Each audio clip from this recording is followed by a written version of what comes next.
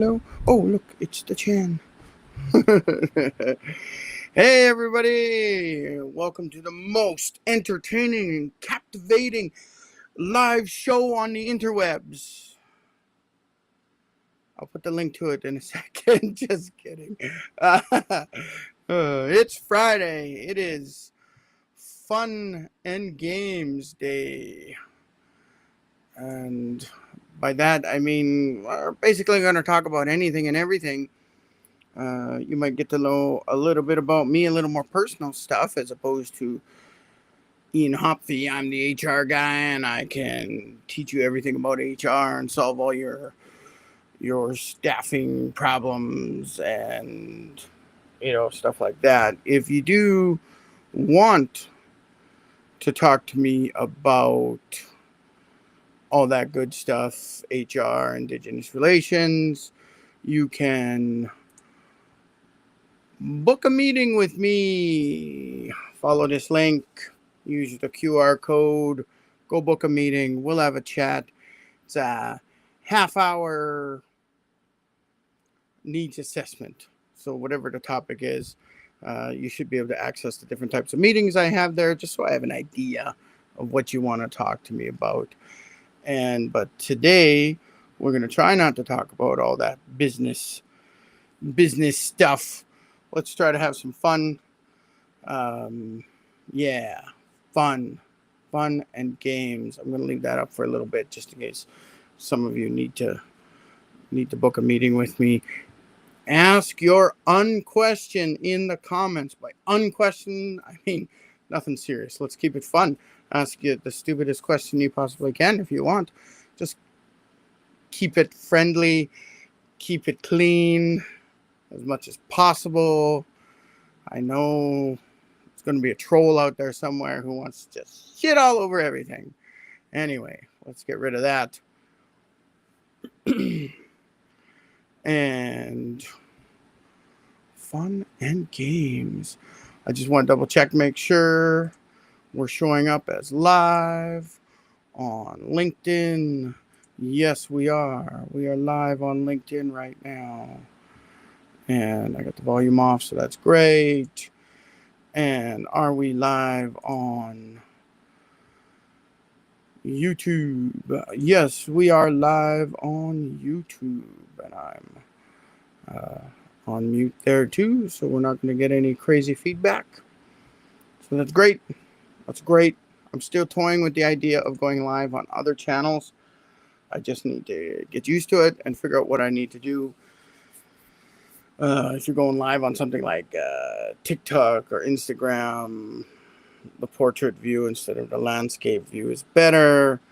I can change this screen to something else if I want, but I don't want to. I like this view. You can see my hands, you can see me. I can push the camera back a little bit. You can see my awesome staged background. Nah, it's not awesome. Anyway, so fun and games. Give everyone a few minutes to connect. I've got the air conditioner running behind the computer right now. Hopefully it's not too loud. Hopefully this microphone's better at hiding the sound of the background air conditioner than my phone is. My phone is terrible. You can hear that constant buzzing.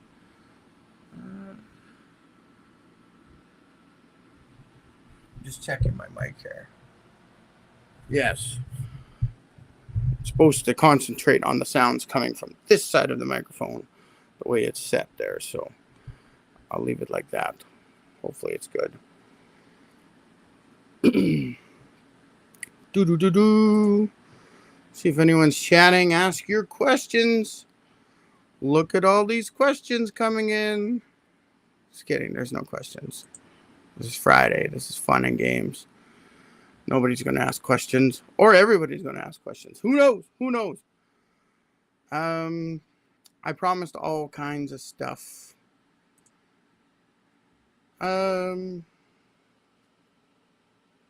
let's talk about Dungeons and Dragons, okay? Yeah, we'll start that.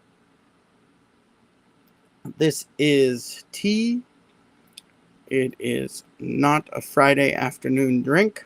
This is tea in my Big Stone Cree Nation mug. Earl Grey, not hot. I can't drink hot drinks, so no, not hot. I'm sorry, I keep looking at myself on the video instead of at the camera. I've actually got a tiny little sticker just above my camera that says, "Look here," and I never listen to it. I'm always looking down at myself on the images, so please bear with me as I learn to get better at these sorts of things. Dungeons and Dragons. Here's the link to the Player's Handbook, the newest Player's Handbook, the 2024 rule book. I started playing Dungeons and Dragons when I was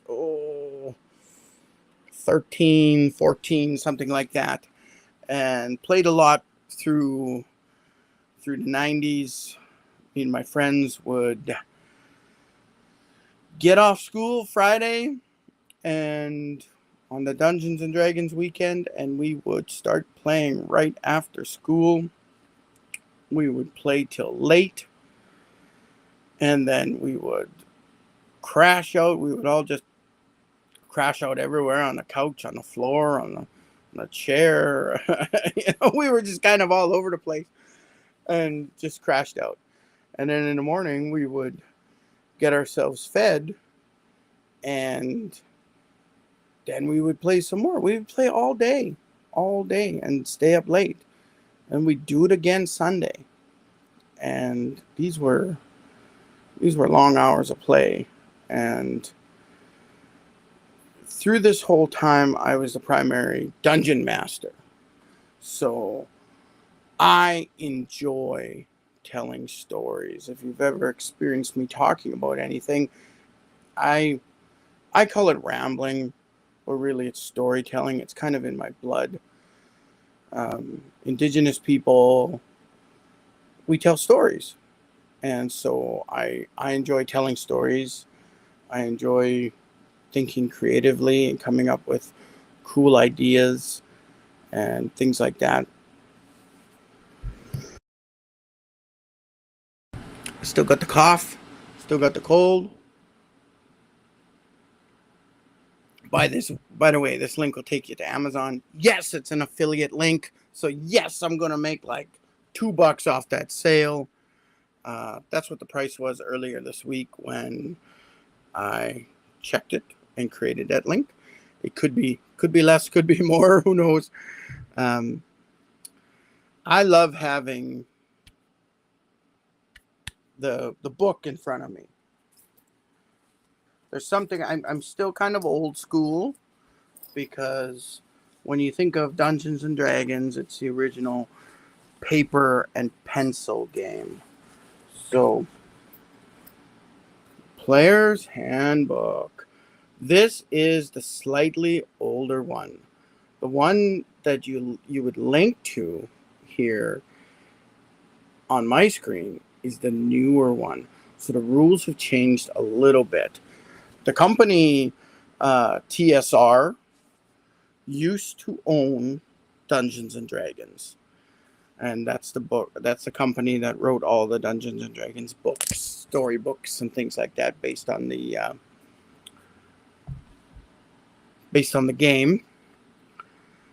But after Magic the Gathering got real big, the company that owns Magic the Gathering, Wizards of the Coast, bought TSR and the rights to Dungeons and Dragons. So they've actually gone through a couple iterations. This is, what version is this? I think this is fifth edition now. So technically you could call the new one that's on screen, like, because this says 2014 in it, the preamble, the preface says 2014. So this is 2024 version. So I guess it was 10 years between changes. But the old Dungeons and Dragons had this thing called 2-hit armor class 0. So, or THAC0. I hated THAC0. I was playing the Dungeon Master, and I was terrible at calculating THAC0. I made sure all my characters calculated their own THAC0 before each fight. So, correct me if I'm wrong, but we calculated our THAC0. So me as a character, I'm trying to hit that monster, and I calculate my THAC0. 2-hit armor class 0. So if that monster had an armor class of 0, this is the number on a 20-sided die roll that I needed to, oh my god, my lunch kit from the last time I played Dungeons and Dragons is still in my bag. That is not good. That was about a week and a half ago. Oh no. Oh no. That's not good. That's not good at all. That is not going to be enjoyable. You know what? I spent all this past week annoyed in the kitchen. I couldn't find enough containers, the Rubbermaid containers, the Tupperware containers. I couldn't find enough to store leftovers, and I batch make oatmeal each week, and then I have it in a big Rubbermaid container, and I take out some and I heat it up. I usually use the Tupperware or Rubbermaid container to heat it up, but this week I couldn't find any, and I was mad. I was mad at everybody in the house. I was mad at my wife and my mother-in-law. I was mad at the cats for using up all the containers. I just found one here in my bag with my Dungeons and Dragons stuff. I feel terrible. I feel like Grandpa Simpson telling a story. I was just trying to pull out my dice.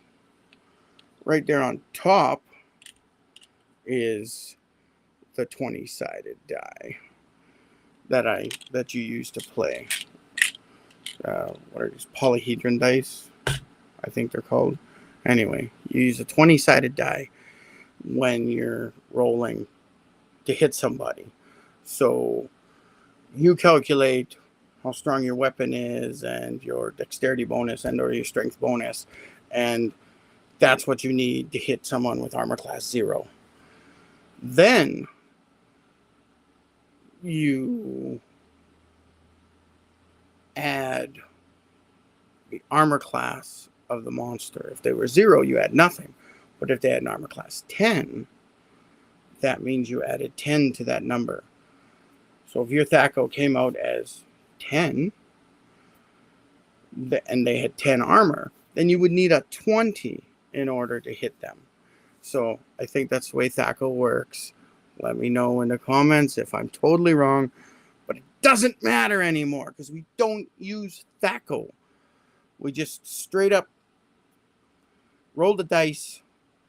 We add our attack bonuses to it, which is simple because on the character sheet you have that pre-calculated. See here on my current character, in here I have weapons. Oh, my screen just...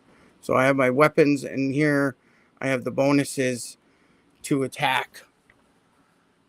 So I roll a 20-sided die, I get a 10, and I get a +4 to attack. So my attack roll is 14, and then we go directly against that person's armor class or the monster's armor class. If it's 10, I hit. If it's 15, I miss. If it's 14 and you tie, the defender always wins on a tie. So if I rolled 14, the monster had 14, the monster defends and is safe. Oh, my phone is just blowing up here. And just all of a sudden there's like people calling me. Oh, look at that. The bank is calling me.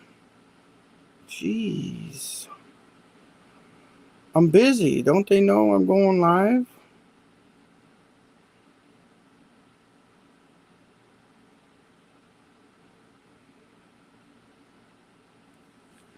Anyway, that was a client also offering, they want to book me and my wife to do a blanket exercise, the KAIROS Blanket Exercise.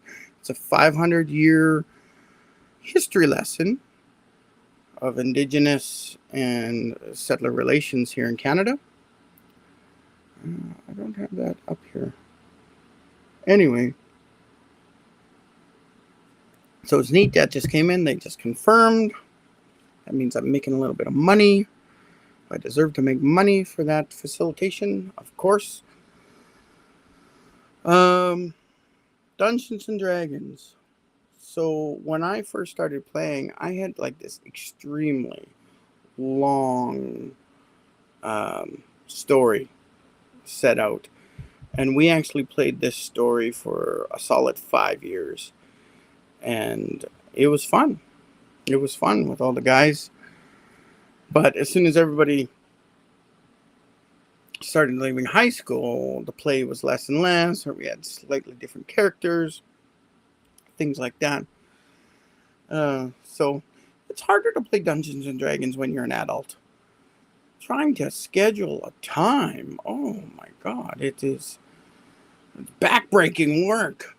When can we meet? When can we meet? Everybody's got something, and it's. I find it weird.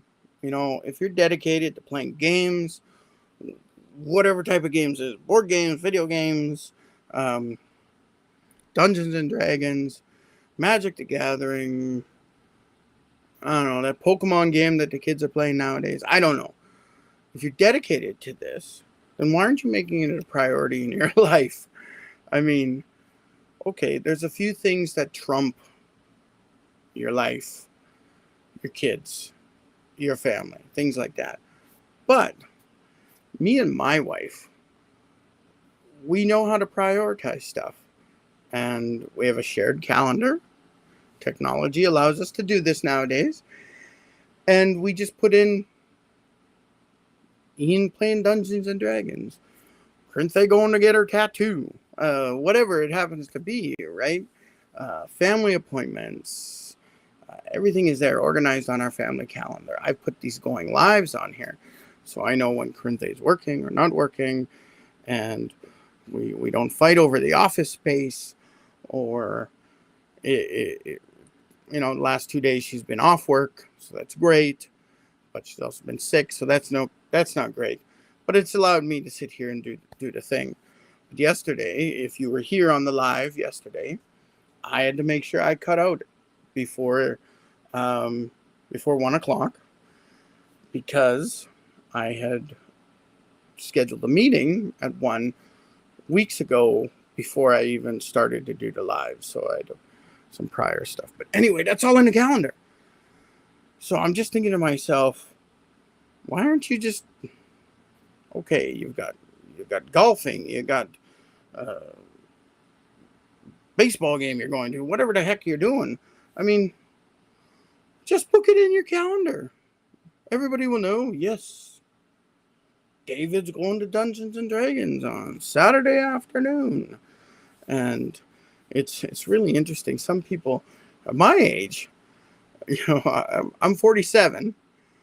At my age, some of these guys, they still want to, let's book for 6 hours. And I'm just like, no way, man, we can't do 6 hours.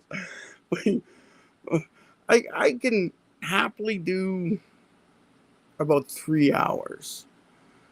And then, I don't know, I get old. My bum gets sore. It's not comfortable. It just feels long. So the older, I'm not a teenager. I'm not 13, 14, 15. I'm not 17 anymore. I'm not going to be playing, 8 hours, sleep 5 hours, and then play for another 15 hours. That's not going to happen anymore. That's just not. That's completely unreasonable. But the game, it takes time, and it's so hard not to metagame. Basically, table talk strategy. It's a better game when characters, the players, you just announce what you're going to do. I'm going to draw my sword and attack, but as I attack, I'm going to jump over this table and attack from the high ground on the table. Right? All right. So that's what you're going to do during your turn. Now, you end up having players that they're like, oh boy, we got to take out this goblin. Should one of us get on the table and attack from the high ground? And should two of us go around the table? Should one of us crawl under the table and try to get his feet out? Should we do something like that? Or maybe we should retreat and go decide on what we're doing in another room, and we can come up with a better tactic while we're out of the room and away from the battle. Stuff like,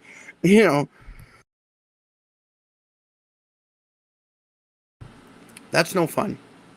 And it's really annoying. I try really hard not to do that, but you do end up doing that.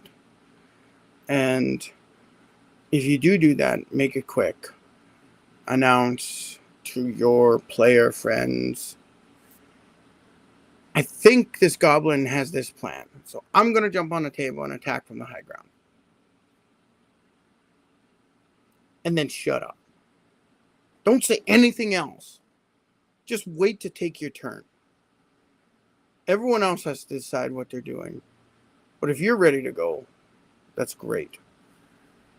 But it should be that quick. You got to be quick. You can't do the metagaming. You could talk between battles and say, this is going to be our standard attack. You're going long. I'm going in. I'm shooting a spell from this angle. Whatever. This is kind of what we're always going to do. And that's how we're going to work together. And do that before. Don't do it in the heat of the battle. Because that's the fun part. If you mess up and do the wrong thing, oh no, your imaginary character dies. This ain't the 1970s. This isn't a horror movie. We're not a cult. We're not going to kill you if your character actually dies. Oh no, your character dies. Okay, so at the next town, the surviving members meet a new character that you've created, and you get to play this new character. That's the worst case scenario. And that's okay. Because that's the game. More tea.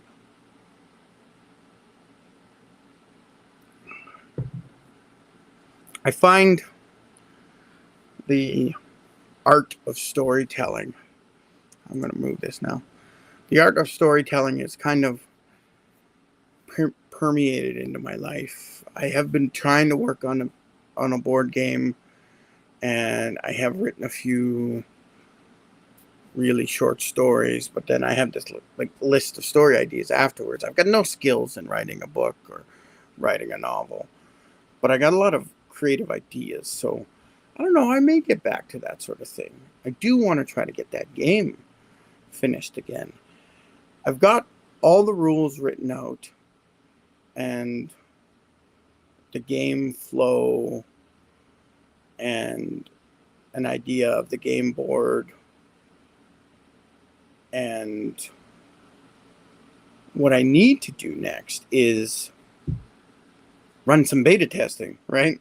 Actually, this is even worse. This is alpha testing to see, the mechanics of the game, see how it's doing, right? Like, I don't know.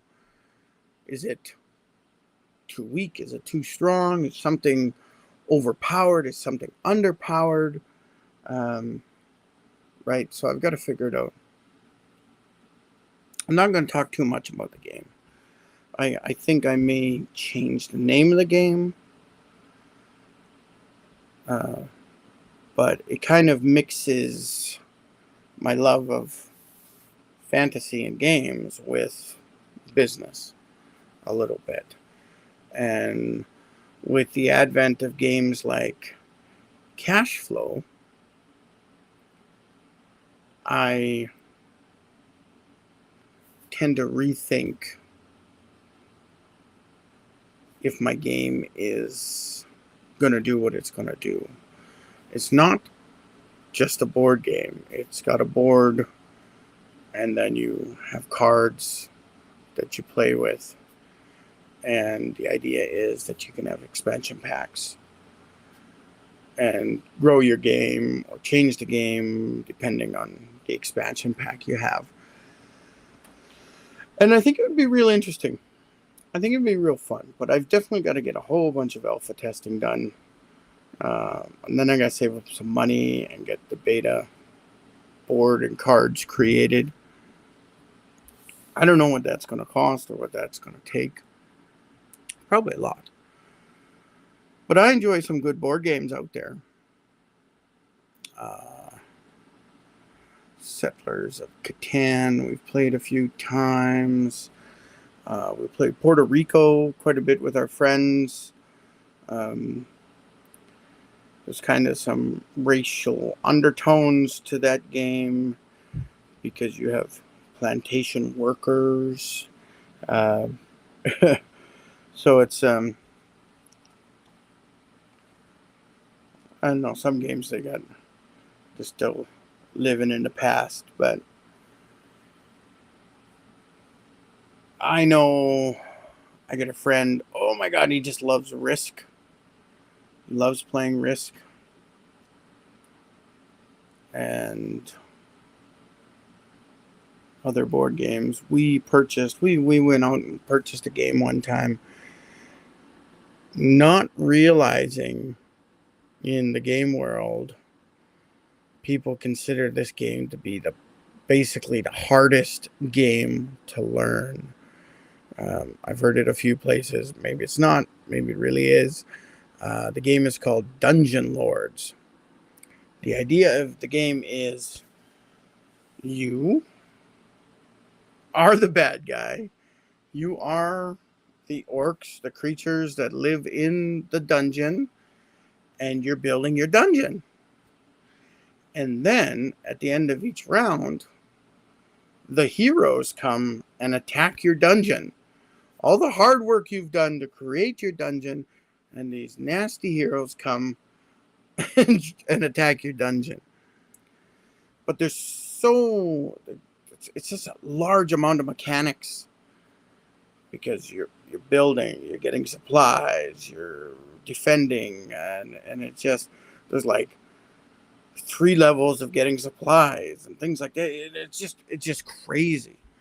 Me and my wife spent 9 hours trying to do the initial run through. We did like 4 or 5 hours one night and went to bed. We left the board out on the kitchen table, and then the next day when we had time, we finished the game. And it was long. Like, we did that 9 hours, and then we played it with our friends, and I think we got through it. I don't even remember. It was like 3-4 hours for the 4 of us to get through it as we were kind of learning. And it's a crazy game.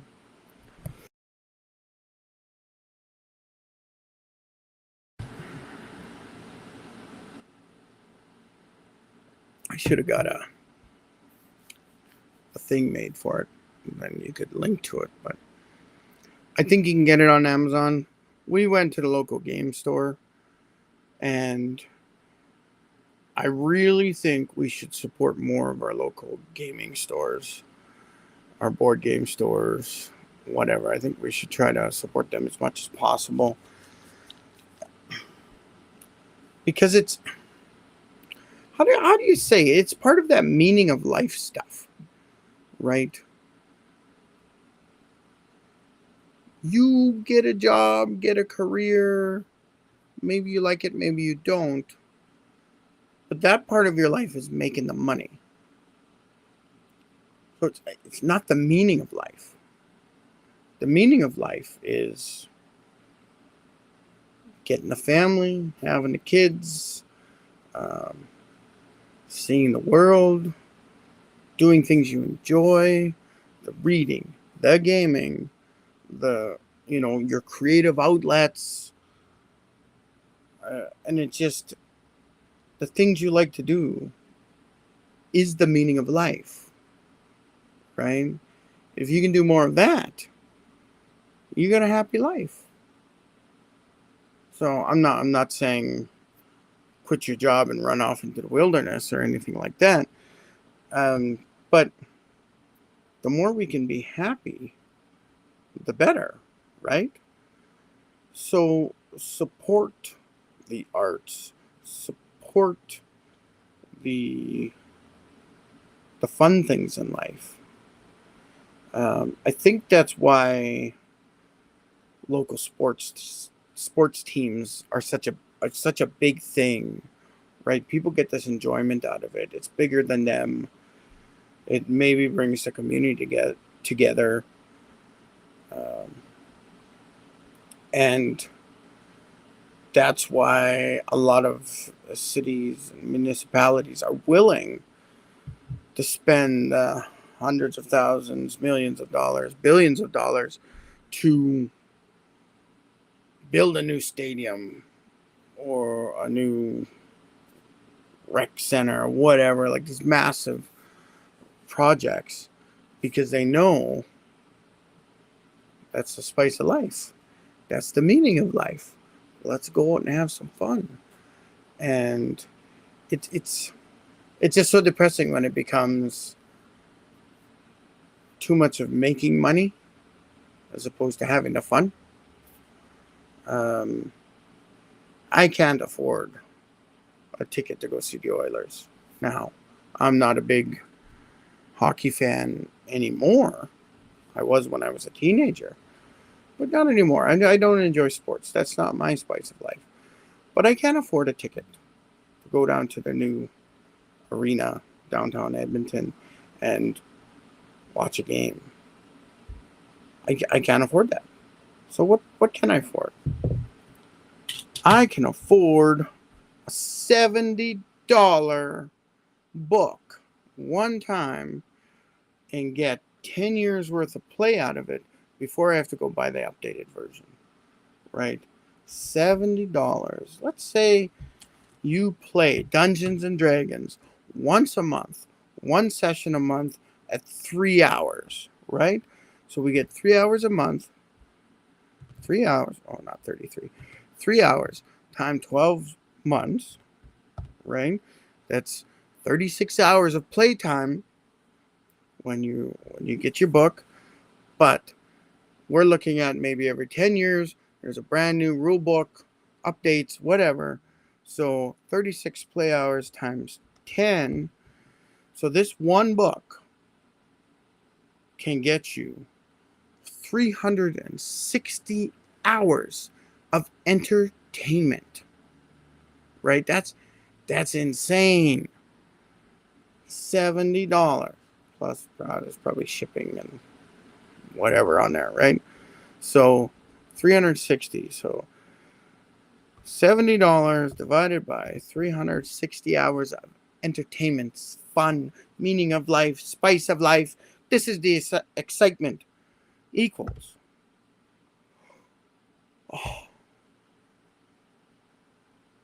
19.4 cents. Money we round down.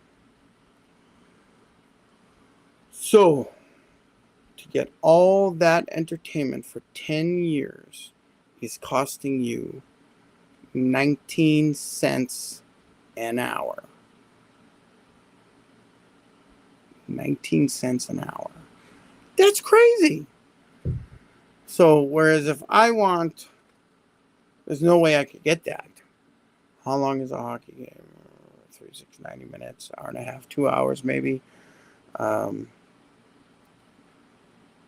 and I'm paying $600 for a ticket. Like, I don't even know what the tickets are. It's stupid. They're like $300 a ticket to go watch a hockey game.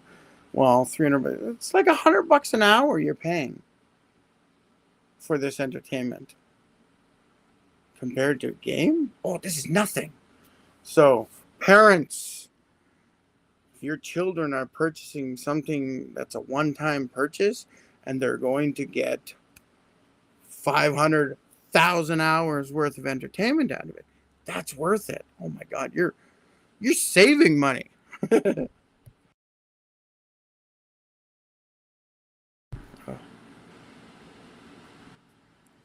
I didn't put any sound on, did I? Oh, this is boring. This is boring. Oh, I'm gonna do some epic. I'll turn it down a little bit once it gets going. But oh my God, that must have been so boring to listen to me without background music. I am so sorry. Going live is hard. I'm sorry. All right, we got music now, so that's awesome. Let's get rid of that. Ask your questions in the comments. Let's get something going here. Come and ask the questions. There's no questions here. What about over here? There's no questions here. I see the links popped up. That's nice on YouTube. Whenever I put up one of the links that I have set up that shows up here in the middle, anytime I put that up, it shows up in the comments on YouTube. So you can see it there afterwards without having to watch the whole video. Oops. Excuse me. That's great. Where are we? What are we at? We're at 12:07. 37 minutes. Did I talk about anything good at all? Let's go to Magic the Gathering. So, Magic the Gathering is a card game. I gotta move some of this D&D stuff here. Sorry, Chandler Kent. You'll have to move a little bit. So, my decks are in this container. Look at how dirty it is. Oh my God. I've had this plastic container for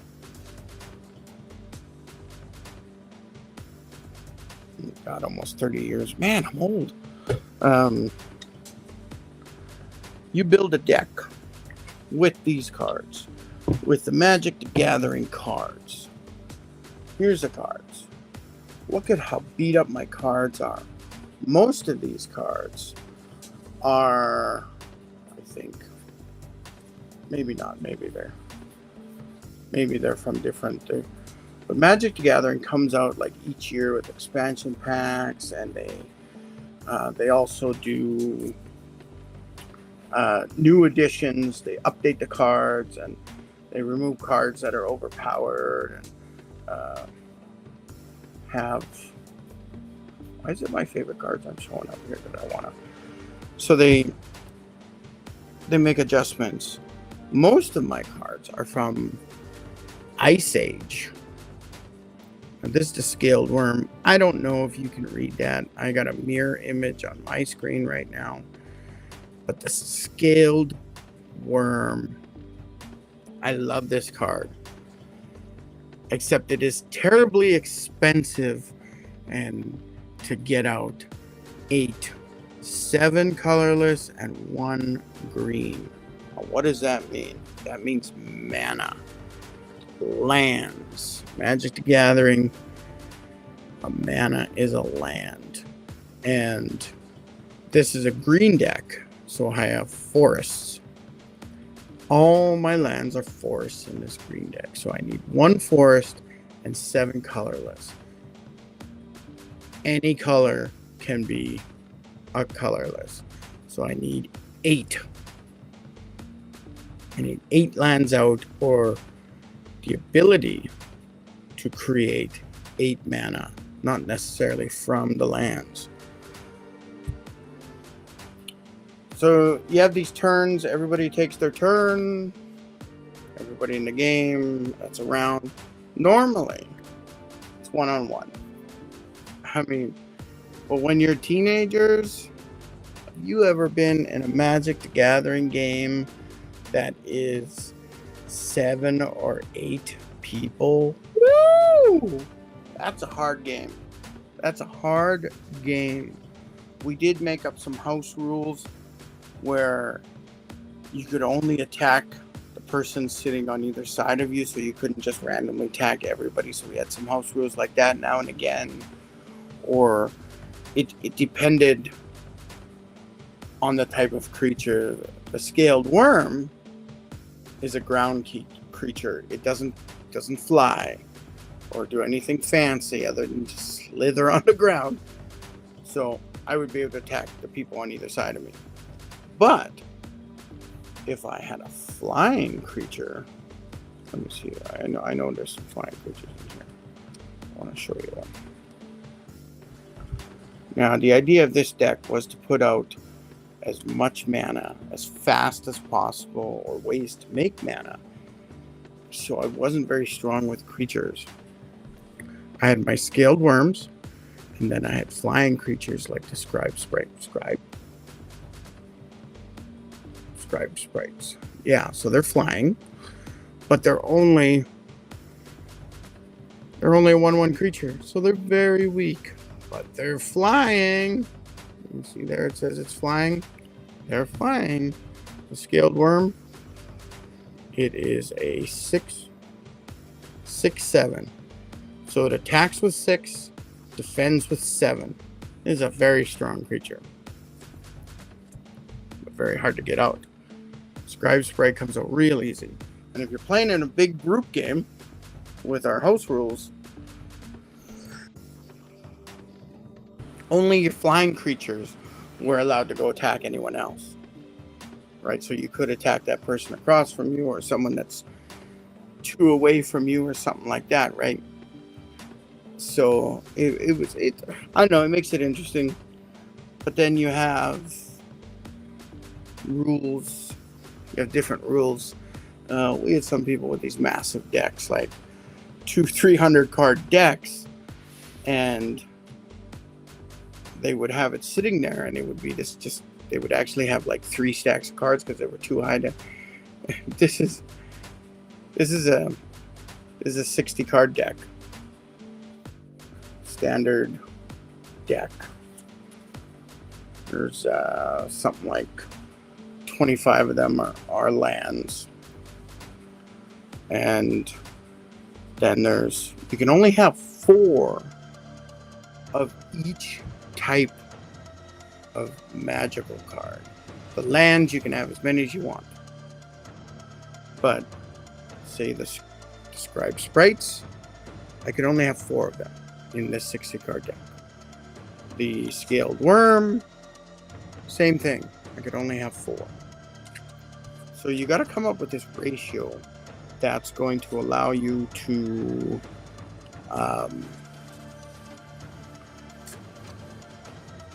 get your cards out as fast as possible.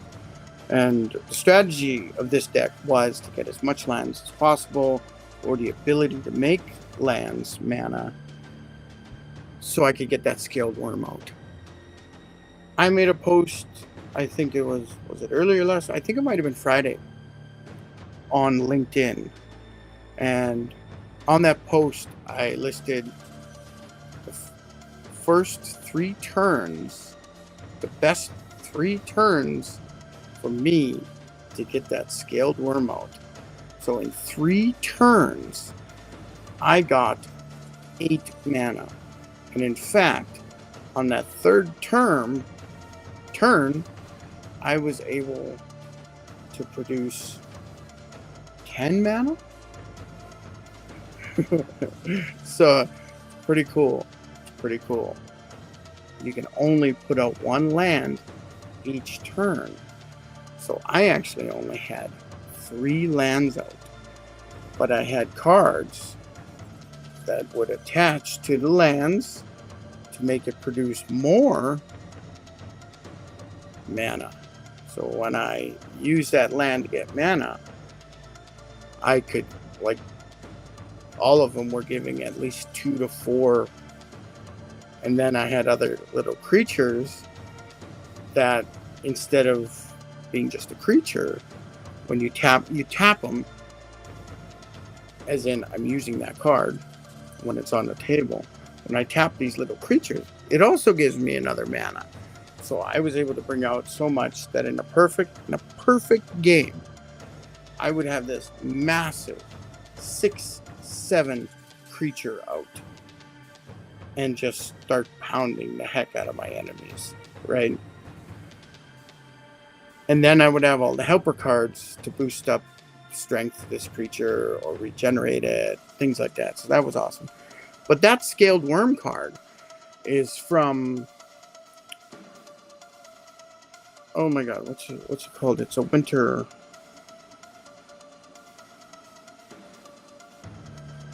Oh my god, I forgot the name of it. It was a winter theme one. Why can't I remember it? Anyway, it was a winter theme, and most of my cards are from that time. This expansion pack came out, I think, I don't know, somewhere in 98 or 99. So a lot of my cards are from that era.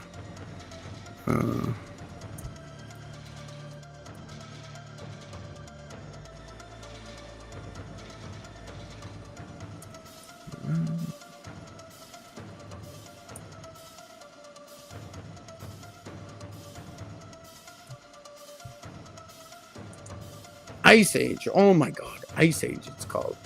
So, and what does Wikipedia say about Ice Age?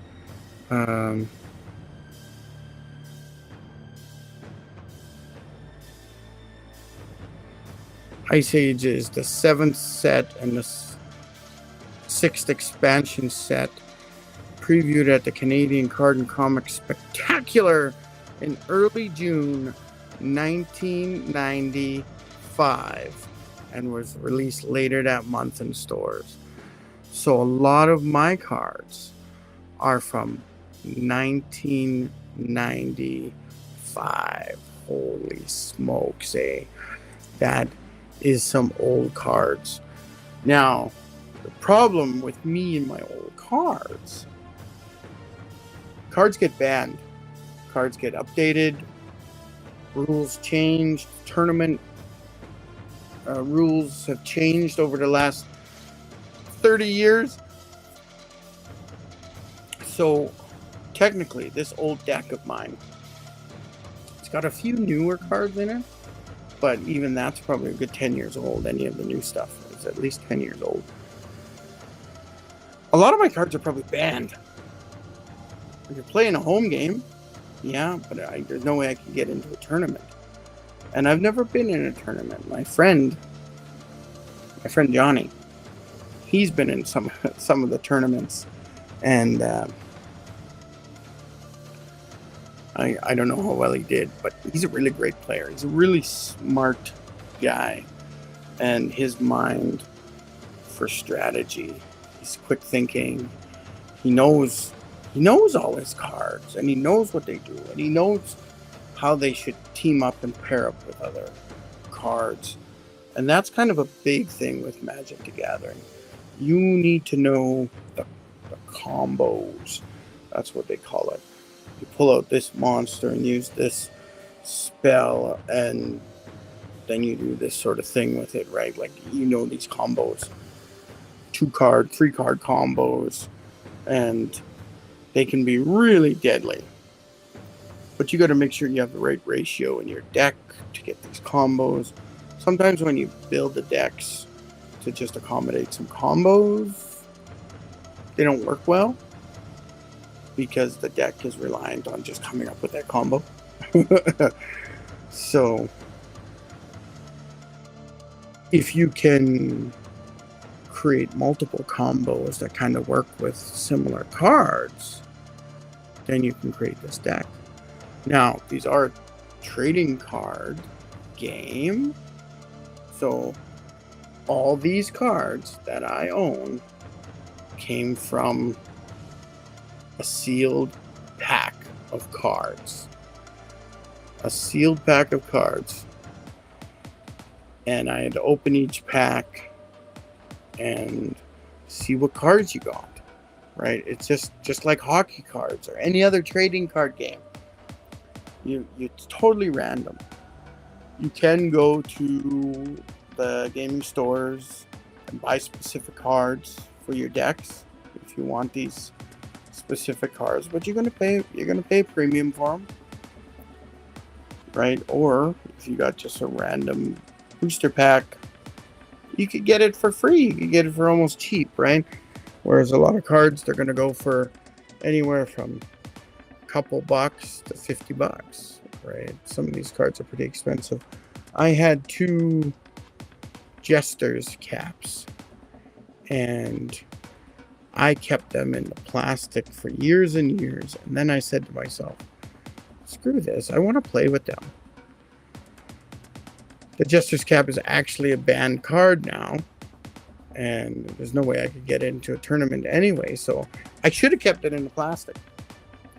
All these cards, I should have plastics on them anyway. I'm really old school. Like, these cards are damaged. These cards are worth nothing.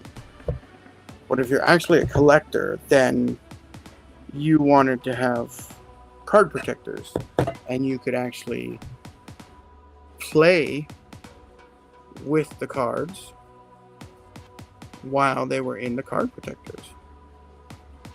And that's really cool. And I kind of wanted to search for my Jester's cap. I don't know which deck it's in right now, or if it's even in a deck right now. It could be just in my spare card pile. Oh, lucky day. Look at it. There's damage on the corners. It's worn out. Jester's cap. Oh my. Look at how beat up it is. I found it in a red and white deck. It's an artifact. Jester's cap. Cost you 4 colorless, so any color to get it out. Artifact. Jester's cap is originally from the Ice Age deck, and you can see the Ice Age symbol here in the corner or on the side. So to use this, once you play it, pay the 4, and it's now sitting out in front of you in the game, on the game board, on the table.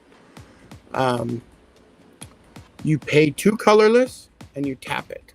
So when it's laying out like this, you tap it by going like this to indicate I've used it. You can go like this. Some people go completely sideways, but you tap it. You know it's no longer vertical. It's, in some way, you've indicated that you're using this card. And when you reset on your next turn, then it would untap, basically refreshing itself. Sacrifice Jester's cap to look through target player's library and remove any 3 of those cards from the game. Reshuffle that library afterwards. Ooh, deadly. So I'm playing one-on-one with you, and you're like me, and you love your scaled worm. I might have 4 in my deck. I might have 1 already played, and it might be in the graveyard, so it might not be accessible anymore anyway. Boom, Jester's cap. I look through your deck. I take your last 3 scaled worms out of your deck, and I destroy this. This goes into my graveyard, and it's done. Actually,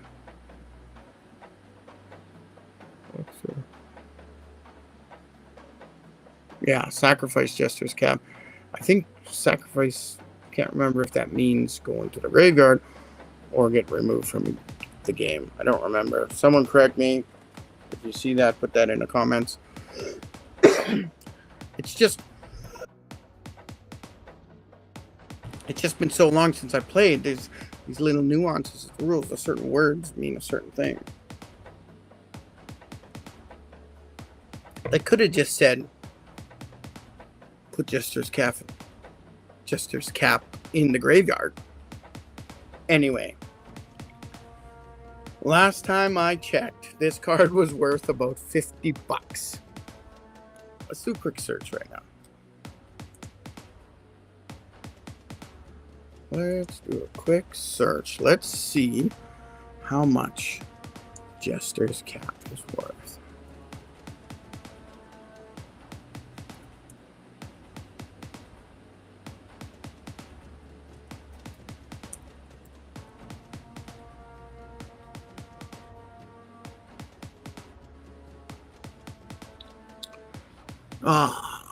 Google AI says the value of Jester's cap depends heavily on the specific Magic the Gathering edition it comes from.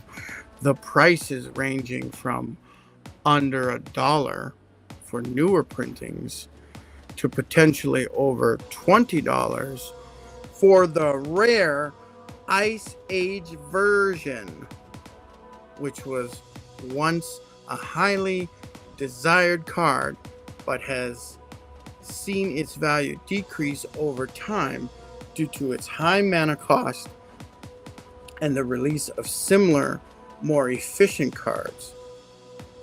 Foil versions of cards from sets like 9 edition can also command higher prices. This is the original Ice Age version. So I could, in theory, ask for $20 for this card, but it is in rough shape.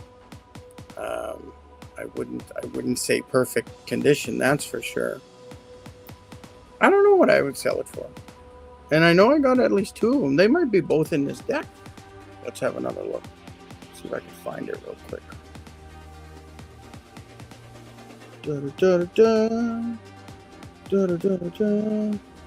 So, I don't know. I kept it for years in the plastic, in a binder. I was trying to get the full. I was trying to get the full Ice Age set of cards in my plastics, and I wanted like mint condition version of everything, but come on, 1995, 96, 97, like that's when the time I needed to purchase them. Well, I was in high school. 1995, I went on a trip to Europe. 97, my little sister was born. So in 1995, I was 16, just turning 17, something like that. No, I was 15, turning 16. I was 16 when I was in Europe. So in places in Europe, I was drinking age. I could only find the one in that deck. But I should sell it. Can't play it. It's banned from gameplay. So that's kind of a waste. Right? Why keep it? Why keep it? I think that might be something that I'll maybe when I start streaming on Whatnot. There's a Whatnot link there. Over there. You see it?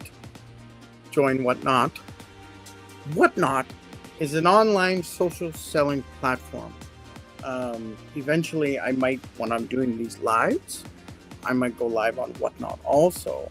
And then I could be selling things like the almost mint condition Jester's cap. This is in terrible condition. I got to get a plastic and protect it or something.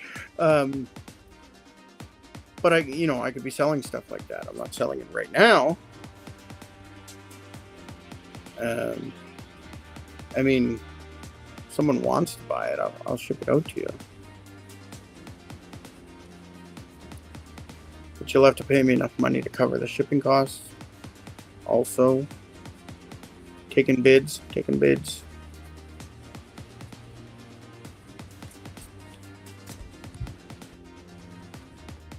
I don't know. Could I create live sales? I don't even know how to set that up. I could, because it's not listed anywhere like any of my other links. Like, I talked about the movie Pump Up the Volume yesterday, because I feel like I'm the hard-on guy. I am Christian Slater. Everybody knows that the dice are loaded. You know, like, I feel like that guy on a rebel radio station, you know, like, so I kind of feel like that. But, you know, when you go to this link, it takes you to Amazon, and you could purchase Pump Up the Volume on Blu-ray for $26.25, right? Like, it's an actual link. But if I wanted to do this Jester's Cap, create a product, it seems like the product link is a must, right? So I gotta set it up somewhere. I think what I could do is set up just a PayPal link, right? It's just a PayPal product link, and then it'll show up, and I can sell it there, do an instant sale, right? Like, it's just, here's Jester's Cap, and I could sell it. But if you're on Whatnot, if you join Whatnot, you set up all your products through Whatnot. They accept all the payments, making it easy on you.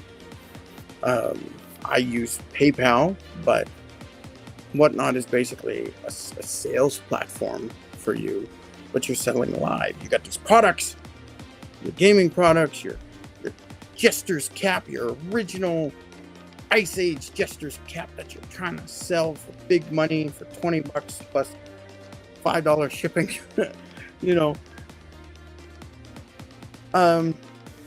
So if you've been collecting collectibles, you've got some old hockey cards, you've got some old Magic the Gathering cards, you've got some Yu-Gi-Oh cards, you've got some, I don't know if there's any cards that the kids are playing nowadays. I got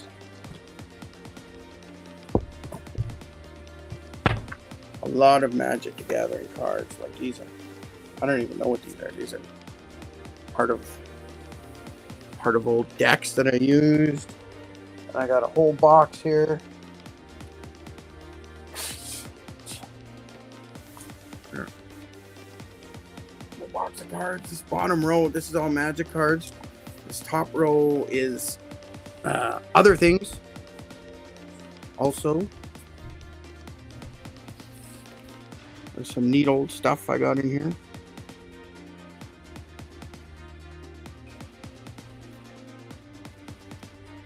Oh my God. Wavering cards.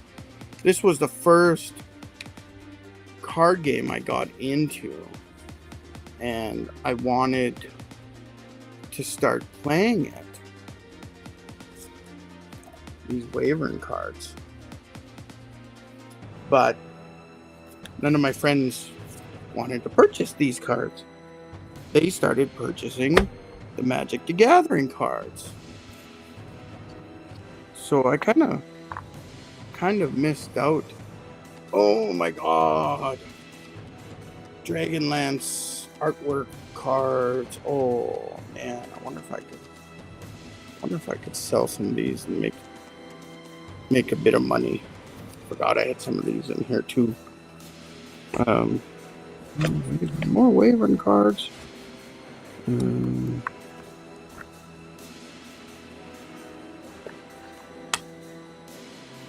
Oh my god. I got some Star Trek collector cards. That's Vosh and Captain Kirk kissing. Oh my god. Captain's Holiday.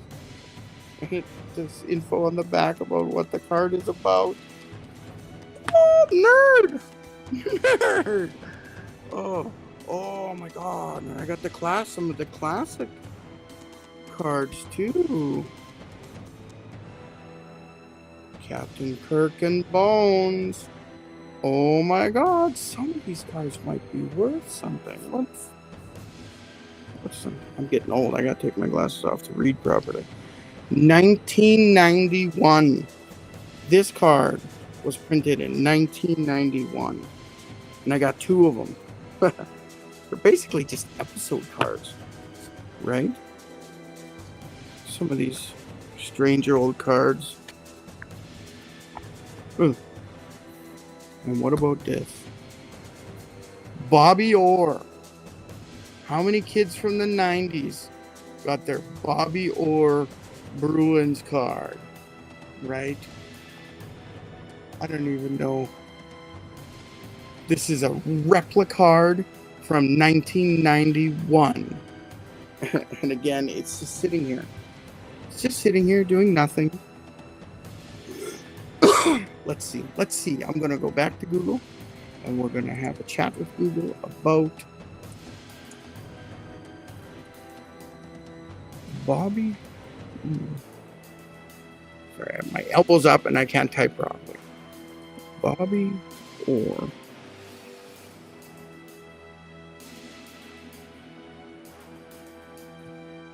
Replica card.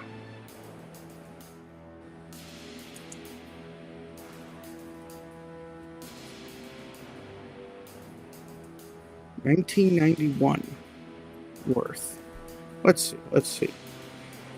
A 1991 replica cards, outstanding players, reprints. Bobby Orr card is generally a low valued item. Wah, wah, wah.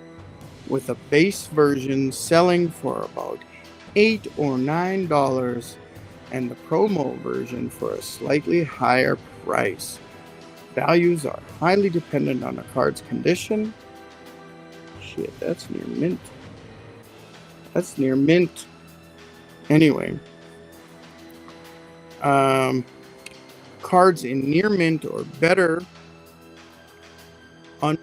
ungraded condition, commanding prices in the range of $30 Canadian. But professional grading can significantly impact the price. So Google says up to $30. Look at this. I got a link to eBay.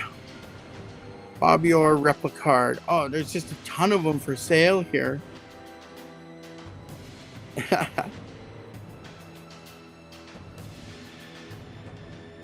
ton of them for sale on eBay.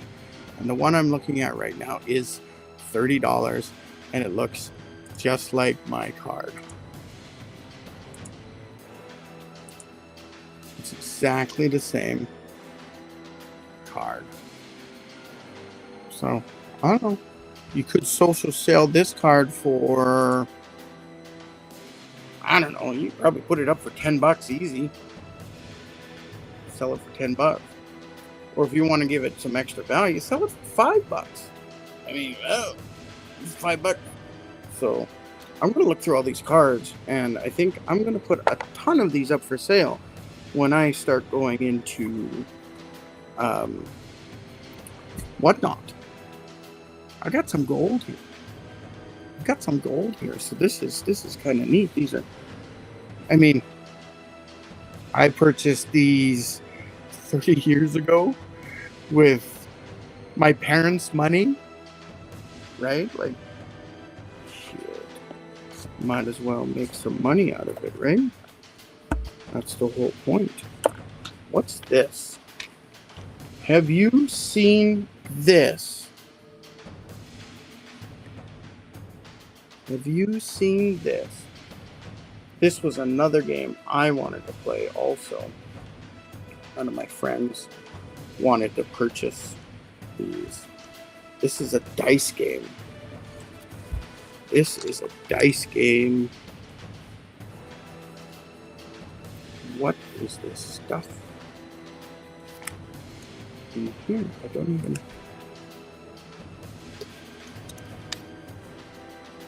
Oh my god.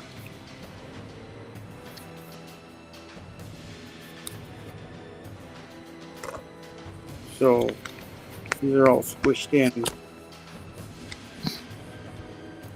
This is the Dragon Dice game. Oh yeah. And that's kind of the layout of how to play it. The rule book's all squished up. The playing cards are all squished up. Oh man, quite a few in here.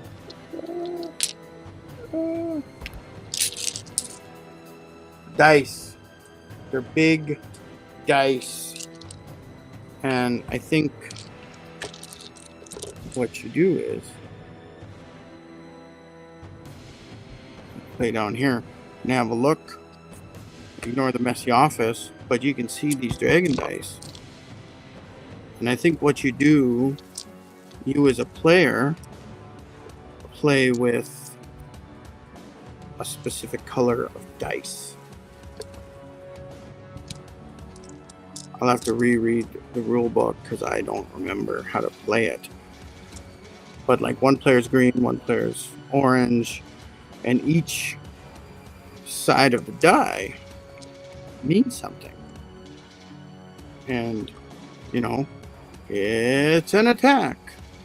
It's, I don't know what that means. Walk away. I have no idea. Is that a shield? Is that something protecting? I don't know. I don't know what the game means anymore. But I remember playing it, and I had enough dice for 2 people to play. But again, it was... Dragon Dice was based on a collectible game, right? When you bought the dice, I think they came random. So you never knew what dice you were getting, and it was always a different die. And I think the sizes were based on how strong the dice were. See, there's all these small dice here. And then there's these medium dice, and then there's the big die. So same over here. There's some small green ones, and some one medium one, and 2 of these big ones. Right? I'm not even sure what these are. These of course are all 6-sided. These are 1, 2, 3, 4. These are 8-sided. Yes, 8-sided. And this is a 12-sided die. I kind of know these sizes because Dungeons and Dragons dice are very similar, but they're just straight up numbers. These have symbols on them. So this was cool. I don't know. Maybe I could sell that on Whatnot. Maybe. I don't know. What can I make? Probably $12. I have no idea. I haven't played it in years. I don't know the rules. They're all messed up. Maybe there's a collector out there that will want these. Again, it's a game I thought was fun at the time. I remember thinking, this is a fun game.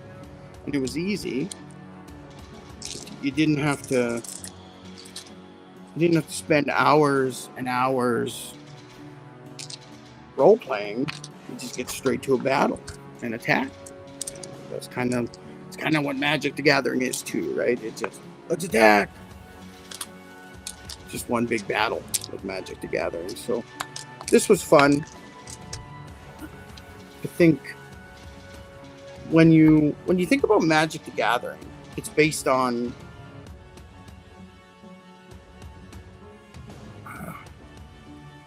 I don't know, it's any game that's unfair.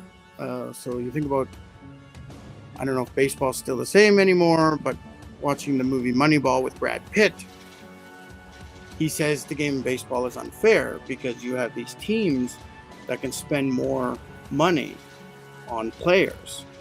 So they can spend hundreds of millions of dollars and just buy a team that can win every time. So, and that's kind of what I feel that Magic the Gathering is. Since you have that ability to go out and buy individual cards, it's kind of an unfair game. When you're in the game, it's random and by chance because the cards are mixed up. So there's that aspect. So there's no guarantee the best cards are going to come out. But if me, the poor kid, has a deck made from booster packs I bought myself over the last year, and I got maybe one awesome card, maybe half a combo that I think is cool, compared to the rich kid who went out and bought specific cards to build a specific deck. I mean, am I going to win? Chances are low. But if you look more at a dice game, you think about Dungeons and Dragons, you can't go out and buy a better character. You can't go out and buy a better die to roll, right? You have fun rolls or whatever, right? And we all know not every die is fully balanced properly, so you might find a lucky one, right? That rolls high all the time. And the dragon dice seem to be a mix of that. You're purchasing your own dice, so you gotta be lucky or you gotta be rich, to get the best dice out there.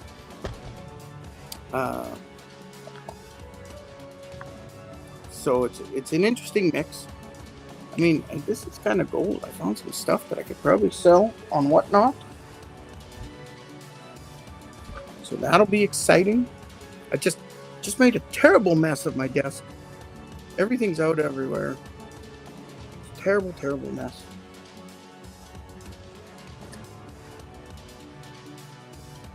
Anyway, so I got some old cards that might be worth something. I remember back in the late 90s or early 2000s, Jester's Cap was about $50. And I thought, let's keep it.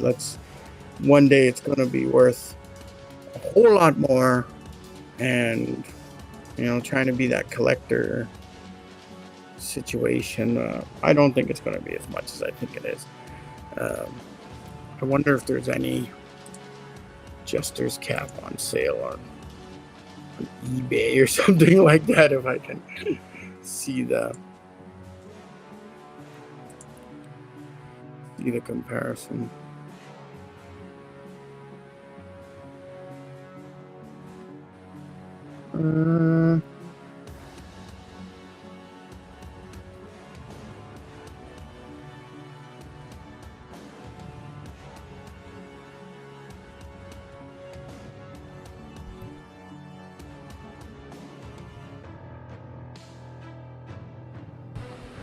Okay, here's some cards for sale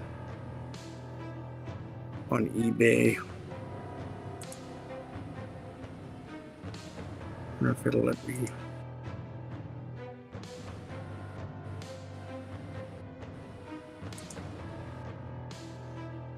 I'll share a window. Yes. So, yes, I want to share this window. It's going to trip you out there for a second, but I'm going to do this. So hopefully you can see that. I'm in a different tab, so this is annoying. I don't know if you can see it because I can't see it myself. But here's all the Jester's Caps for sale. Look at that. $10 Canadian. $16.69 or $16.68 pre-owned. Ice Age, Ice Age, Ice Age, Ice Age, Ice Age. These are all Ice Age cards. So they're probably... I could probably sell it for...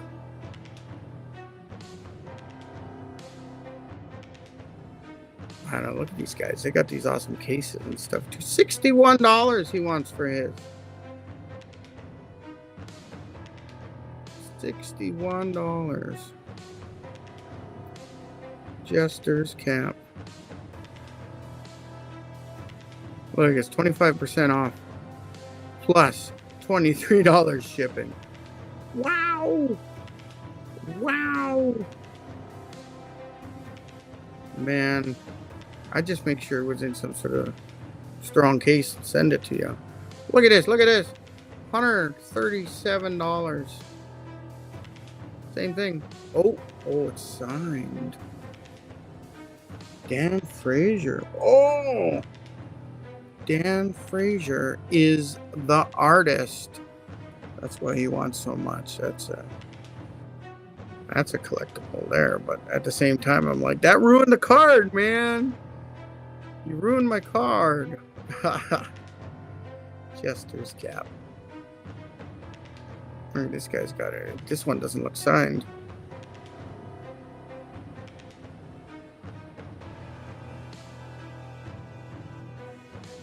Here's an autograph. Another autographed one. $100. $288. Come on, man.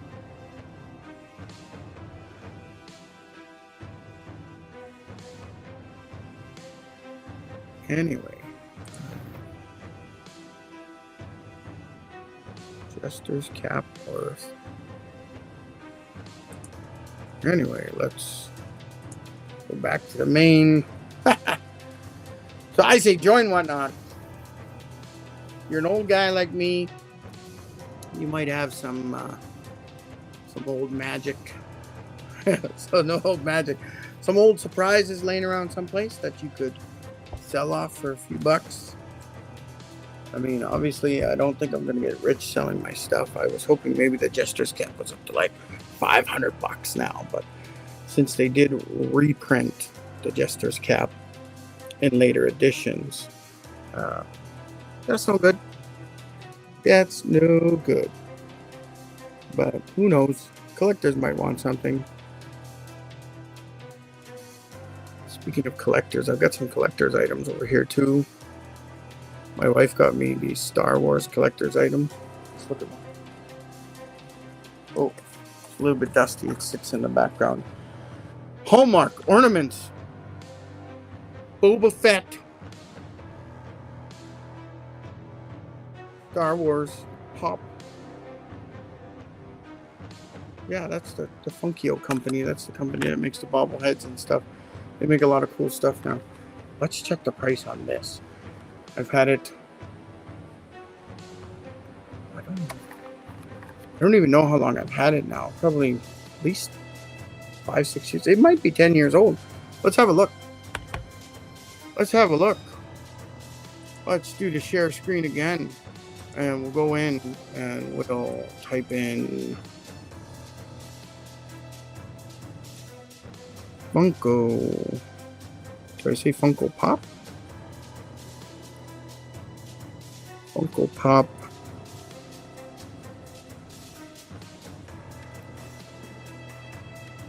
Boba Fett. Worth. Let's see. Let's see. Oh, here we go.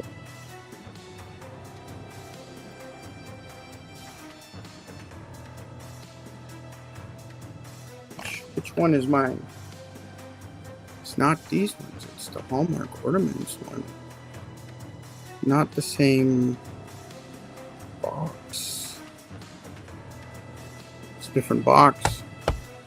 Funko Pop. Hallmark Ornaments.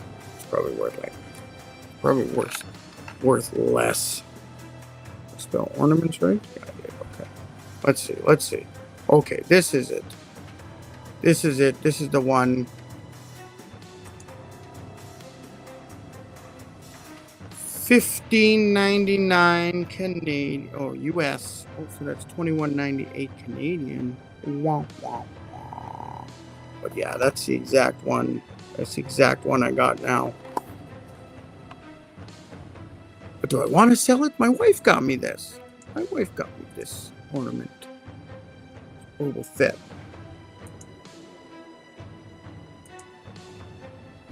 Never opened it. It's mint condition. Is there a date on the back?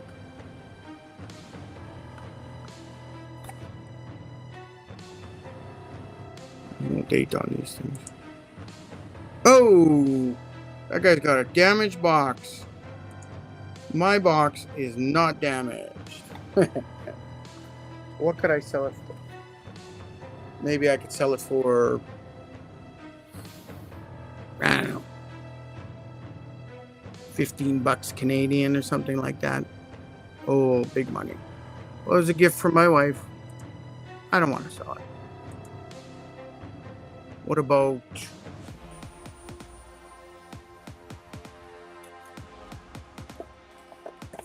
Oh, he's dusty too. Woodbury Assault. The Walking Dead. Rick Grimes. Rick Grimes, the man. McFarlane Toys. Here's the back. All right. I feel like I'm trying to sell this right now. I'm not trying to sell it right now.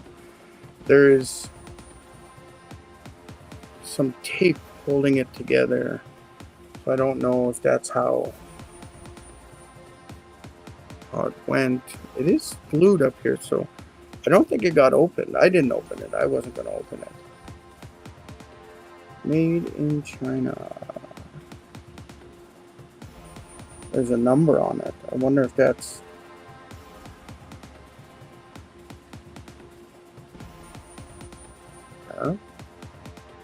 Let's have a look. Let's have a look. Let's see. Let's see this one. Let's have a look. So we'll go over to my screen again.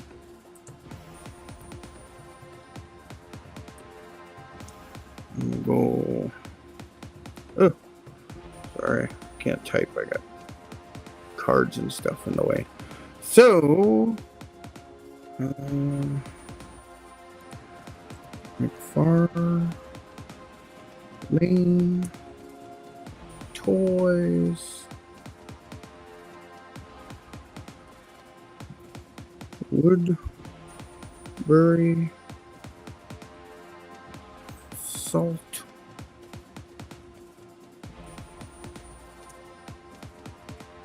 Rick Grimes. Okay. Let's see. Let's see. Woodbury Salt. Is that him? That's him. He's just not holding anything. He's out of the package. Series 7.5. So how do I know what the series is? Series. It says Series 7 here. Series 7 on the front. So this isn't the same. Why would there be... Oh. My phone, when I said series, thought I said Siri. Here it comes up again. Nope, never mind. AI's always listening, remember that. So this looks like the same one, but they're trying to say Series 7.5. And this says Series 7 on the front. There is a telephone. There is the handgun. There should be 2 handguns, right? The telephone, 2 handguns, and the machine gun. And on the inside, all the different parts are taped onto the plastic. So I'm starting to feel like someone ripped me off or something on this.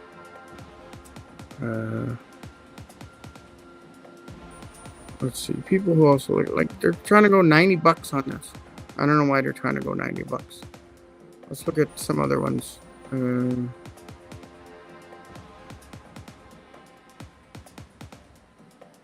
This one's saying 7.5 too. Let's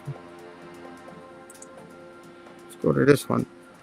This looks like The Walking Dead with Grimes, Series 7. Yes, that looks exactly like it. With Grimes. Yeah, that's the back. It's a Series 7 on it. Why would you look? Why would you look at the side? Anyway, this is proof in the pudding, I guess. So here we go. I think I purchased this for myself. Unless my wife bought it for me. Well, I don't remember. But I could sell this. $27.95 Canadian. So that's something. And it's just been sitting there in the background. Now, let's have a look at something else. Give you guys a close-up. Mass Effect Andromeda. It is the Nomad ND1 1/64 scale die cast rubber wheels. I don't know if it has rubber wheels. I never opened it. Again, something else. There's a number on the back too. Feels like that should count for something, right? Anyway, I loved the Mass Effect games, so I like the rover we got here. Let's have a look. Let's check the price on this one. My, what's the price? Let's go here. Let's go with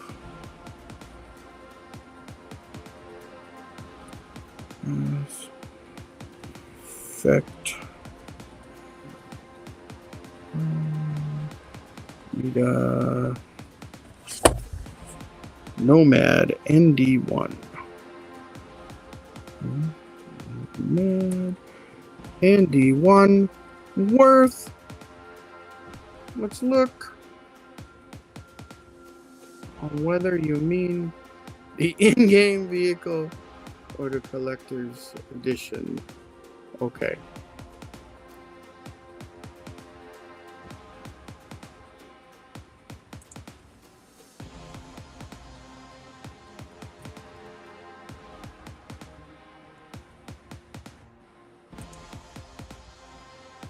Let's see.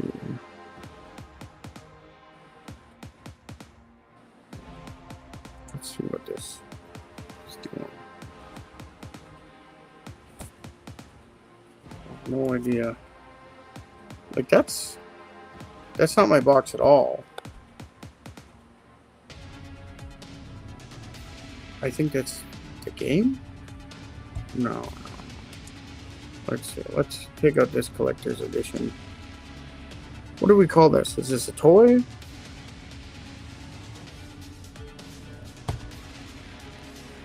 ND1 1/64 scale.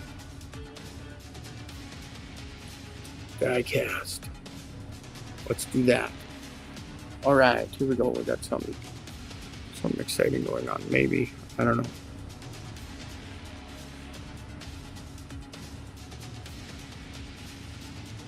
Let's see what the eBay says. Is this the one?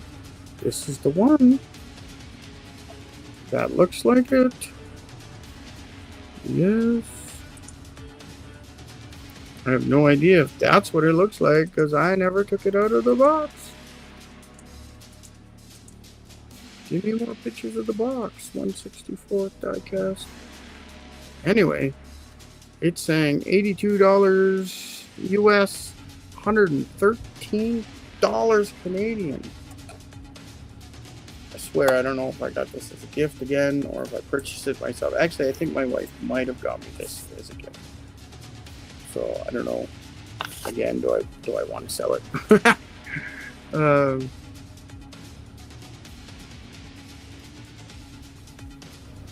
it's just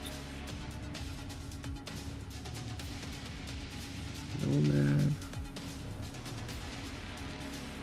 Let's have a look at a couple of these other ones. So this looks like it again. It's got the same number on the back. And the top is the same. Diecast replica 3. And Canadian, $67. That's insane. What was that other one here? This looks like the same thing. Yeah, same one.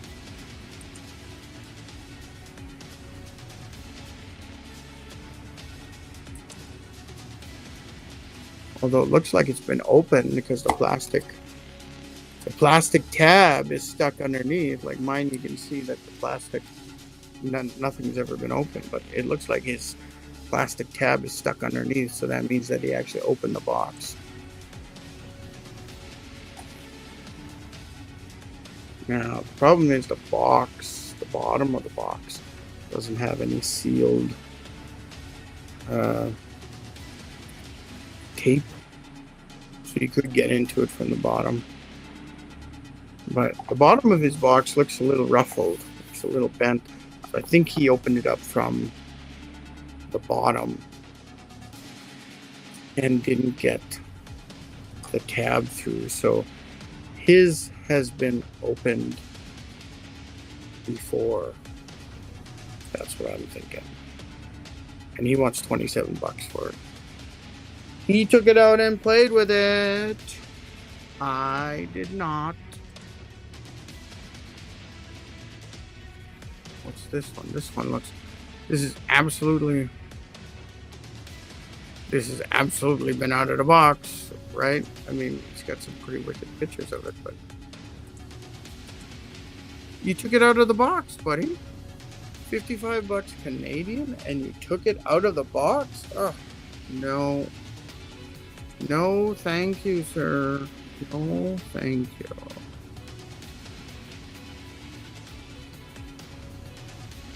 What's this 500? Let's look at this guy. This one's nonsense, I think. No matter 144 die-cast metal body. Yeah, that's the same one. This looks exactly like mine. It's got the exact same number on the back. This is exactly the same. I think this guy's out to lunch. His photos are terrible too. Come on, man. This is the future. Why are you taking terrible photos?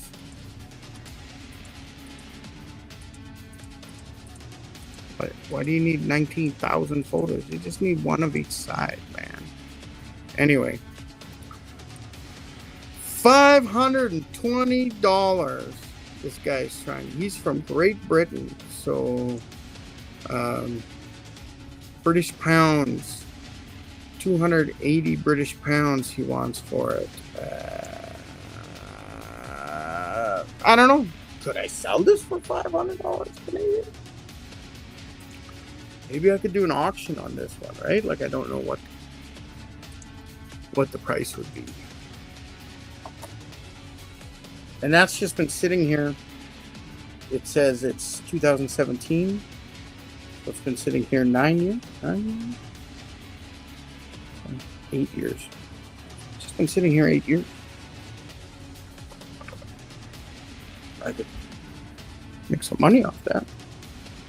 With all the things I found, what could I make? $300-400, maybe, depending on how good I am at selling. Join the Whatnot. I'm going to join the Whatnot. I mean, I've already joined the Whatnot. I just haven't started going live there and trying to sell stuff. So I think that's a great idea. If you've got some old collector's items, if you're an old guy like me, you got that old Jester's cap laying around. Maybe price out I'm gonna price out a bunch of these cards and the things that I think are worth something, and try to. Maybe I'll do a reverse search. I will do a search and say, what are the most expensive collectible Magic the Gathering cards? Then I'll search everything to see if I got them, because that might be a little better than just individually searching each card, because I want to be able to sell something that's At least $5. I'm just trying to sell a land. I mean, I'm not going to get $5 for it unless it's a special land. So maybe I'll look at some of my artifacts too and have a look, see what's good, see what's good to sell. So we talked a lot about collectibles and stuff like that. It's because nobody's asking any questions. That's fine. That's fine. Let me check the lives over here. Yeah, it's no questions there. No questions there. But, do I need whatnot? I'm currently streaming with a program called Restream.io, and I purchased the version so I can have a few more bells and whistles. And so should I just double down here and just do social selling through my own lives? I mean, but the benefit of the whatnot is that you're on a platform where people are going to sell or purchase. That's their whole purpose right now. And me sitting in a live like this, I'm trying to add value. I'm trying to answer your questions. I'm trying to get to know you, things like that, right? So what do I want to do? I don't know. Did I kill my tea? Oh, my tea. My last sip of tea is probably just bone cold. It is cold. I talked so much, my tea got cold. So this is exciting. I might drop out sooner. I just want to point out that I am rewatching the Alien movies because I'm so excited about the new Alien series that came out and the new Alien movie.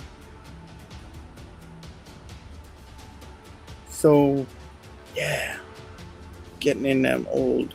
I just watched Alien over the last few days. I will put it on my phone while I'm eating a meal, and I'll watch it at the dinner table. And so I'll watch it in like 20-minute, 30-minute chunks. And I just started Aliens yesterday. So I got to watch a little bit before I came on the live. So that's kind of where my mind is with the Aliens. I'm 47. I should not have watched the Alien movies when I was a preteen. That was a bad move. That was a bad call, Ripley. It's a bad call. I had so many nightmares as a kid. I had trouble trying to go to sleep, thinking, oh, what if the aliens came jumping through my window? Don't let your preteens watch the Alien movies. That was a bad call. I don't know, growing up in the 80s, and you got boomer parents, they seem to leave you to your own devices. Weekends, I'd get up Saturday morning, get on my bike, and me and my buddy would just drive all over town. We were all over town. We didn't come home till the streetlights came on. That was summertime. And during the summer in Canada, streetlights don't come on till like 11 o'clock. Like, it is late. It is so bright. You know, when you're down in the southern states or in Central America or something like that, the sun comes up and goes down. I've never been that far south, so I think that would be weird. But the sun just gone. We have these amazing sunsets during the summer. The sun, I I'm currently facing south in my office. And in the morning, in the east, the sun doesn't come up directly east. The sun comes up northeast and starts coming across. And it takes till about 9 or 10 o'clock before the sun gets high enough that it shines into our kitchen window downstairs, because the neighbor's house is taller. And then we have all day. And then on this side, the sun sets. The sun just seems to glide forever. And it ducks down somewhere in the northwest. And it's just so amazing when you live a little bit further. I would imagine south too, if you were in South America, like Argentina or Chile or something like that, you might have some amazing sunrises and sunsets also. But it just lingers. I mean, summertime in Alberta is just amazing. You know, if you're out camping or something like that, you get the campfire and you're out there till midnight before it starts getting cool. And it's just amazing. It's an amazing place. So I really enjoy them sunrises and sunsets, which I don't get to see that often. I don't get to enjoy that often because my lifestyle doesn't afford me. I can't afford my lifestyle. Is that is that the word? Anyway, Canada, baby. Yeah, beautiful country. I think my favorite place to go is probably Jasper. Me and my wife will drive out to Jasper and drive the parkway a little bit. Just sit out on a balcony at the hotel or the B&B that we're staying at, and I just enjoy that cool silence and being able to just stare out at the mountains for an hour, and we felt so sad that Jasper burned down, but we are planning a trip this year. We will be going in mid-September, I think. 12th, 13th or something like that. We're going, hotels booked. We're going to go up the mountain. I love going up Skytram up the Whistler's Mountain. I love going there as a kid. I love going there now. My wife, Corinthe, she's a little bit scared of the heights. That's fine. She still is a tough. She's toughs it out, follows me up the mountain. Another big reason is that we put my dad's ashes on top of the mountain, and he's got a good spot where he can see the valley and the town side and the other mountains. He's facing east. It's a great place for him to be. So going to Jasper's kind of gets me there. Sorry, guys. Oh my God. Crying a little bit. But my dad passed away in 2005. Non-Hodgkin's lymphoma. Blood cancer. And he loved the mountains too. So we had to put him someplace good. And that was a good place. Don't tell anyone, because technically putting ashes on the mountain is littering.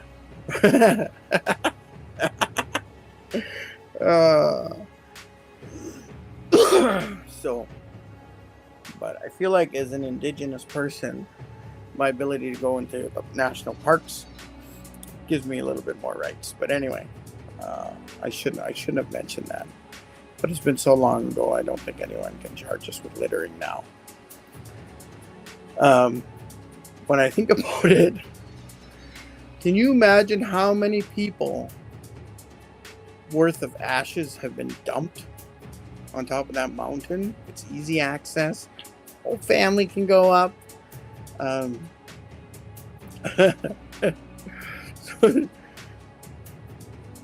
He's probably got lots of company. Yeah, that I would say it's probably lots of company. So, anyway, that might have been more information that I wanted to share on a freaking live. How do I delete all that? Probably not. Okay. I'm going to let you go. 121. I'll do one more quick check to see if there's any unquestions. And I'm going to pop up the Dungeons and Dragons player handbook. If you don't have the new one, you need to get it. If you've never played Dungeons and Dragons before, this is your start. Your dungeon master, the person who's running the game and telling the story, they need to get the Dungeon Master's Guide. When you click on this link, you'll probably be able to see it there too. And the next thing you might want to get after this would be the monster manual. So it's got a whole bunch of common monsters and uncommon monsters. Those are probably the 3 books you really need to start playing. Because if you can come up with a quick story, I think the easy way to get playing is to have your dungeon master look through the monster manual and pick out a boss monster, and then pick out 2-3 groups of smaller related monsters, right? So then you would have multiple battles as you're going through the new dungeon or whatever, and then you'll have the bigger battle at the end. And I think that's an easy way to start. Just kind of start with a dungeon crawl. Make your characters know each other, because I hate, it's so lame. Oh, you're in the bar. You just met these 3 other people. Introduce yourselves. No, that's lame. Save the role playing for when you're in the battle. Like, lame. Introduce yourselves. Introduce your characters. I hate that. Absolutely hate that. So don't do it. Just say, you guys know each other. You've known each other for 50 years. Whatever. Depending on the age of the characters, I guess. But you know each other. You've already done adventures together.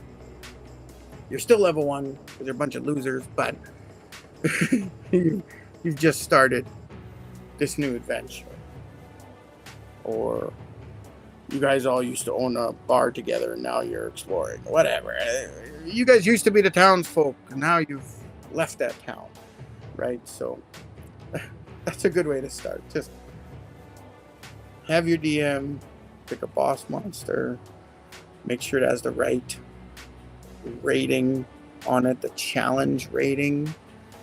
I think when you start, you're going to want the boss monster to be something like 1/4 challenge rating, or even less.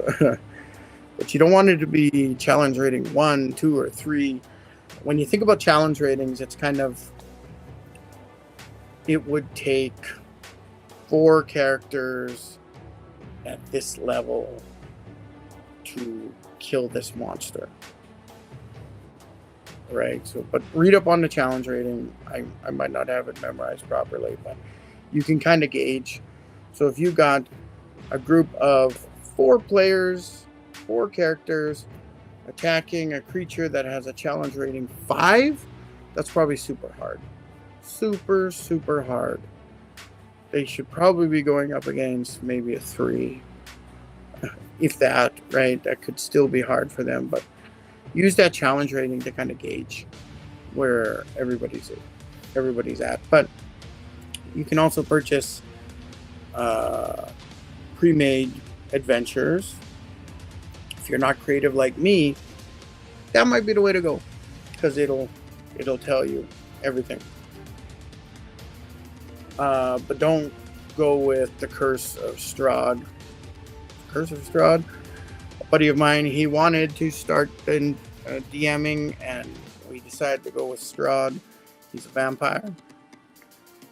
It is a big adventure with multiple storylines, and it's just multiple town to town. There's just a ton of these storylines. So keep it something simple. I think there should be some sort of ratings on, it'll say level of characters or even beginner games or whatever. Right? Keep it as simple as possible. But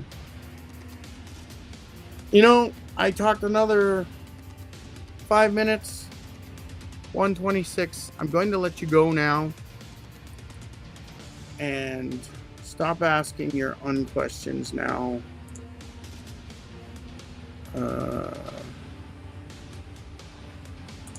We'll get rid of that. My name is Ian Hopfe. I'm an HR consultant, and I also facilitate with my wife the KAIROS Blanket Exercise.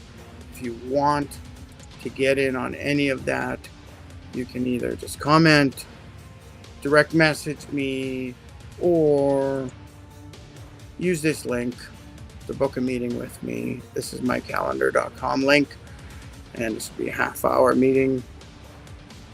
Go ahead, use that. That's probably the easiest thing. And don't forget to join Whatnot. Don't forget to join Whatnot. Go make some money right now selling your cool stuff, your old comics. I got some old comics too I gotta look up. I got some coins. There's all kinds of stuff. I got an old coaxial cable. Don't sell that. Okay. Bye, everyone. I'm going to end this stream now. Thanks for joining me. Thanks for watching this. If you weren't on the